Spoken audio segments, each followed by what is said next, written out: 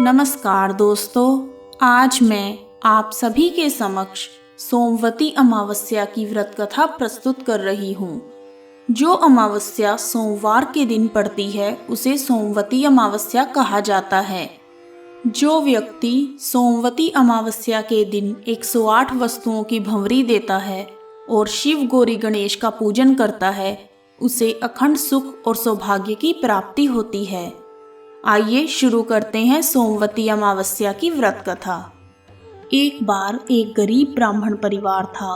उस परिवार में बहुत ही सुंदर, संस्कारी तथा गुणवान पुत्री थी, परंतु गरीब होने के कारण उसका विवाह नहीं हो पा रहा था, जिस वजह से ब्राह्मण और उसकी पत्नी बहुत चिंतित थे। एक दिन उस ब्राह्मण के घर एक साधु महाराज पधारे। वह ब्राह्मण के सेवा भाव से काफी प्रसन्न हो गए और कन्या को लंबी आयु का आशीर्वाद देते हुए साधु ने कहा कि इस कन्या की हथेली में विवाह का योग नहीं है। तब ब्राह्मण दंपति ने साधु से पूछा कि यह कन्या कौन सा ऐसा शुभ कर्म करे जिससे इसके हाथ में विवाह का योग प्रबल हो जाए। तब साधु ने कुछ देर विचार करके बताया कि कुछ ही दूरी पर एक गांव में सोना नाम की धोबिन रहती है, जो बहुत ही संस्कारी, संपन्न तथा पतिपरायण है।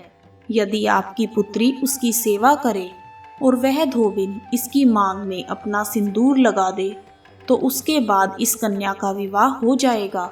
साधु ने यह भी कहा कि वह धोबिन कहीं आती जाती नहीं, वह हमेशा अपने घर पर ही रहती है। ऐसी बातें सुनकर उसने अपनी बेटी से धोबिन की सेवा करने के लिए कहा।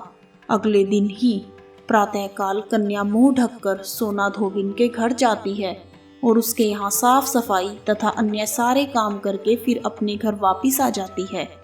यह सब कुछ दिन तक चलता रहा। एक दिन धोबिन अपनी बहू से पूछती है, तुम तो सवेरे ही उठकर घर के सारे काम कर लेती हो और मुझे पता भी नहीं चलता। बहू ने कहा, माँ जी, मैंने तो सोचा आप ही सुबह उठकर सारे काम खत्म कर लेते हो, मैं तो देर से उठती हूँ। इस पर दोनों सास बहू निगरानी करने लगे कि ऐसा कौन है जो सुबह ही घर का सारा काम करके चला जाता है। दोनों सास बहू ने देखा कि एक कन्या अंधेरे में आती है और घर के सारे काम करके फिर वापस चली जाती है।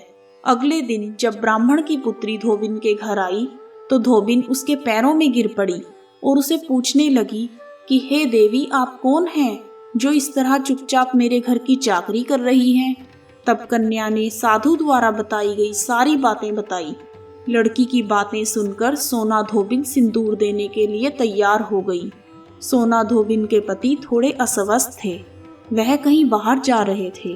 तब उन्होंने अपनी बहू से कहा, मेरे लौटने तक घर पर ही रहना। सोना धोबिन ने जैसे ही अपनी मांग का सिंदूर उस कन्या की मांग में लगाया, उसका पति मर गया। उसे इस बात का पता चल गया था कि उसके पति अब जीवित नहीं हैं, इसलिए वह घर से निर्जल ही चल पड़ी। उसने सोचा रास्ते में कहीं पीपल का पेड़ मिलेगा तो उसे भंवरी देकर और उसकी परिक्रमा करके ही मैं जल ग्रहण करूंगी। उस दिन सोमवती अमावस्या थी। ब्राह्मण के घर से मिले हुए पकवान की जगह उसने ईंट के टुकड़ों से 108 बार भंवरी देकर पीपल के पेड़ की परिक्रमा की और उसके बाद जल ग्रहण किया। ऐसा करते ही उसके पति जीवित हो गए। इसलिए जो व्यक्ति सोमवती अमावस्या से शुरू करके हर अमावस्या के दिन भंवरी देता है, यानी भोजन की सामग्री को दान करता है, उसके यहाँ सुख और सौभाग्य में वृद्धि होती है। पीपल के पेड़ में त्रिदेवों का वास होता है।